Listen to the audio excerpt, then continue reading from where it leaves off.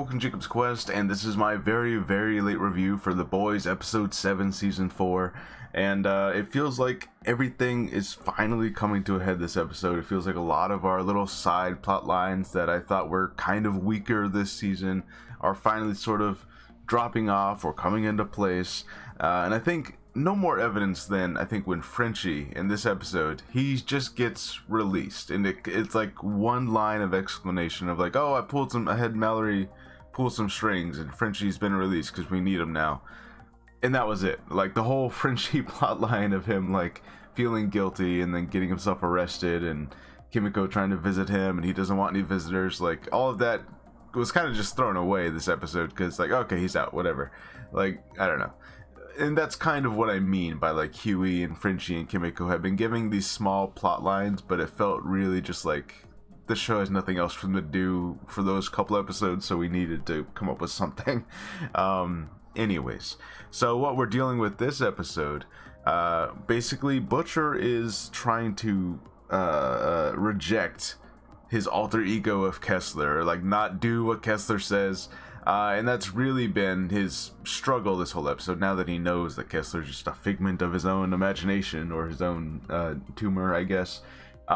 So he does indeed tell the crew, like, hey, look, I got that scientist locked up.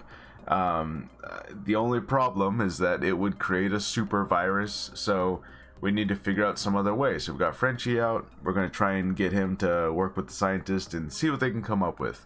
Of course, that all ends up going horribly wrong. The scientist ends up escaping. He injects Kimiko with the virus, but they cut off her leg, so they still have a sample of the virus, and I'm sure Frenchie's going to be able to come up with something.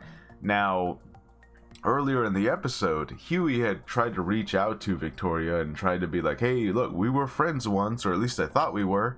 Maybe there's some path to peace here. And there seemed like a glimmer of hope that maybe Victoria will change her mind. Although now that her, I guess, husband is free, and Huey did not mention that they had her husband captive, I feel like that's all going to get thrown away also, where like Victoria's going to be like, yeah, but you didn't, you tried to approach me like a friend, you didn't tell me you had him captive. That would have been something you probably could have used as a, I don't know, a leverage to be like, hey, look, as an olive branch of what our friendship could be, I'm going to let you know he's alive. I don't know, something like that. Huey could have said something, I don't know. Meanwhile, we kind of unfold the plot of like what the actual plan here is, and obviously parallels to a lot of real world events. The January 6th comes up a lot. Obviously that was the big thing, and kind of funny, not funny, I don't know, weird weird coincidence. Okay, so how do I say this?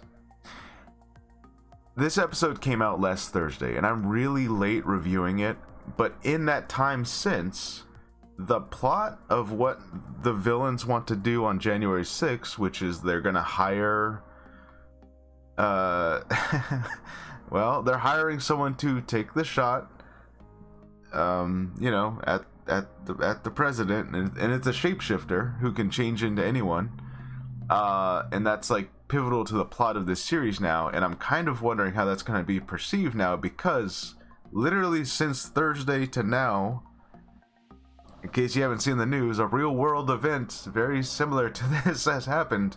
So I don't know, art imitates life, life imitates art kind of thing. I mean, obviously this stuff has happened in the past, but it's weird how they were drawing so many parallels to the current day politics, specifically of this year, with, the Homelander being Trump kind of thing. And then that happened. So, I don't know. Kind of weird, because I have to imagine that the next episode of The Boys is going to play heavily into those events, but now that something very real has happened, similar to that, I don't know. Are they gonna I don't know. Are they gonna postpone that episode? I wouldn't be surprised if they did, because it's like, awkward. Eugh. Anyways, very weird.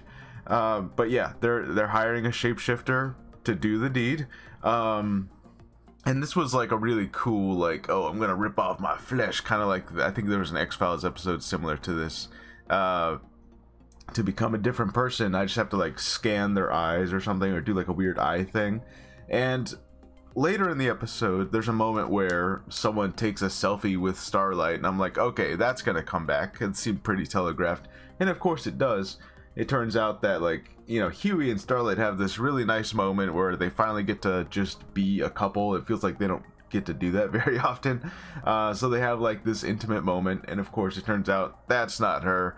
And Starlight is chained in some random basement. I'm assuming Homelander or Firecracker knows where this is. But yeah, they seem to have someone on the inside, and I imagine the plan this whole time, you know, they had Starlight freak out live on television. That seemed to be part of Sister Sage's plan. So I imagine the rest of this plan is to make it look like Starlight was the one who's gonna take the shot. That seems like what the case is gonna end up being. Which, that's pretty crazy, because you basically are gonna ruin Starlight's image forever, and you're gonna have her be on the run from the government, and it's all gonna look like she's the villain, right? Like that seems like a pretty solid ultimate villain plan by Sage. Of course, things don't go so well, because we have Firecracker, who's now comfied up to Homelander, even though she doesn't quite know what she's gotten herself into, because he just rips Web Weaver in half in front of her, and she's like, whoa.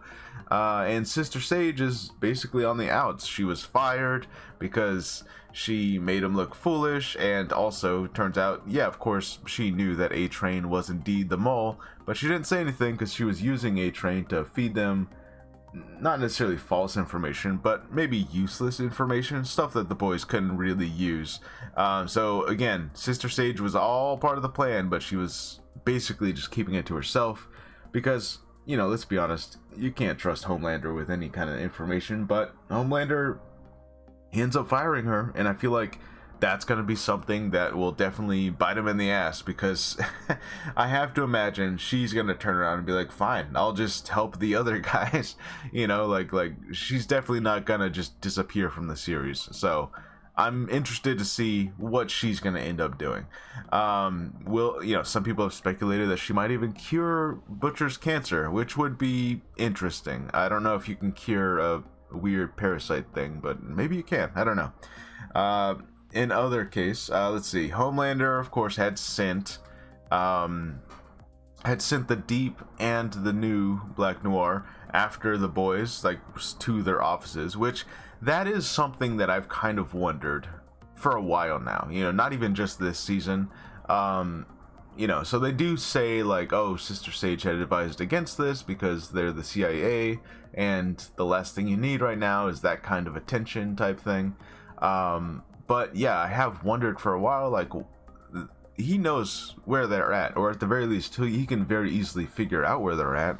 So it seems a little strange that he doesn't just go try and stop this, you know, or like, you know, I've been wondering what the reason might be for that.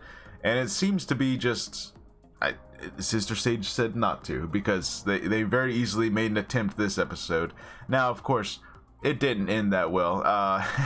Black Noir gets shot out of a window, so he's obviously still alive. And the Deep, it looked like the Deep might have been able to get killed there, but I don't know. They crush his head with a weight, but he's still alive after that. They don't even try to end him, and they just kind of brush that off also, where they're like, yeah, but do we know how to kill them? Which, again, this show, and this is like, maybe this feels nitpicky, but this show doesn't have a good, like, explanation as to what is the endurance level of some of these characters.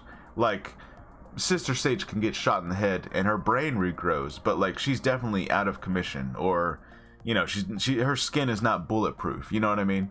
Whereas the Deep gets crushed by a weight, and he's gonna walk away fine from that, even though he was unconscious, you know. So it's like, I don't know, can you just keep trying to crush him? Can you just, like, they don't want to kill the character off, right? So it just feels like one of those throwaway, like, oh, we can't try to kill him right now, we just gotta go.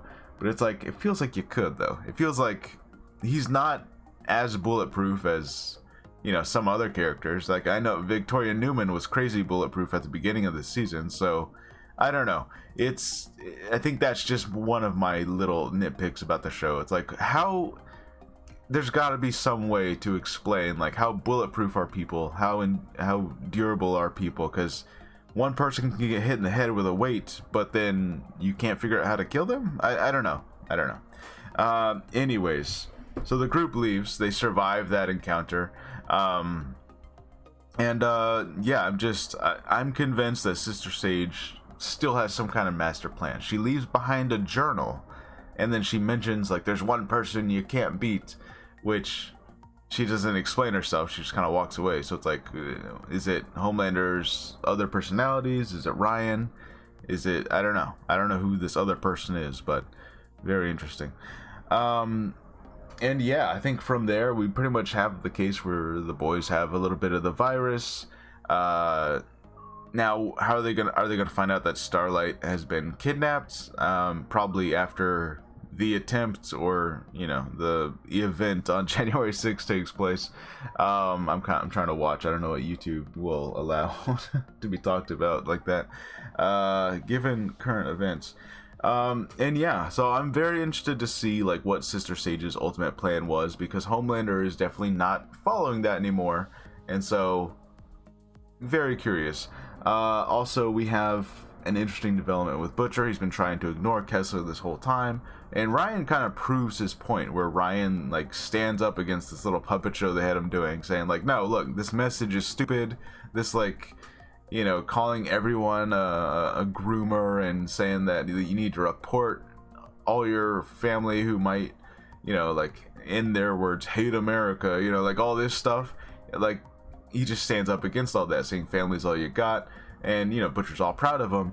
But then he passes out, and it feels like Kessler is able to take control of him when he is passed out. So I don't know what's going to end up happening there, because Kessler is definitely gonna basically force his way into doing what he wants to do, or I guess Butcher wants to do, you know what I mean.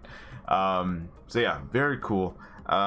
We got one episode left. It feels like, next episode will end up being the January 6th event, and again, given the fact that in the last couple days a shockingly relevant thing happened. So the boys this season, just crazy relevant to real world things.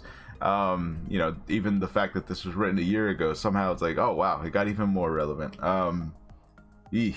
Anyways, I don't know if they'll delay the episode. I don't know if they'll like censor some things or try to like edit some things in the way that it's shown, but yeah, very curious to see how that ends up happening. Anyways, let me know what you guys think about episode 7 of The Boys, and I'll see you guys later. Bye.